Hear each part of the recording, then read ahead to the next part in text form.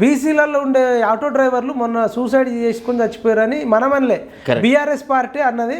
దాంట్లో మంత్రి శ్రీనివాస్ గౌడ్ కూడా అన్నాడు. అవునా, నువ్వు తాజ్ కృష్ణాలో మీటింగ్ పెడితే పోయినావు, నీడు కాంట్రిబ్యూషన్ ఎంత ఉందో మాకు తెలియదు, కానీ అదే డబ్బులు 1,00,000 రూపాయలు ఇస్తే ఆటో డ్రైవర్ల చావులు ఆపొచ్చు సార్.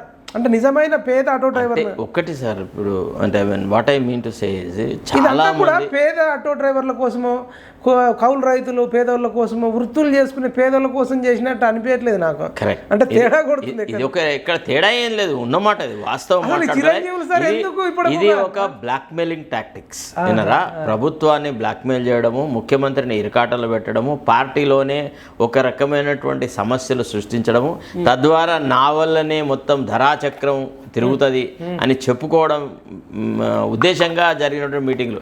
కొంతమంది ఏమనుకున్నారంటే బీసీలు అందరూ మొత్తం కంప్లీట్గా ఒక ప్రొసెషన్ ద్వారా వీళ్ళ నాయకత్వాన్ని యాక్సెప్ట్ చేసి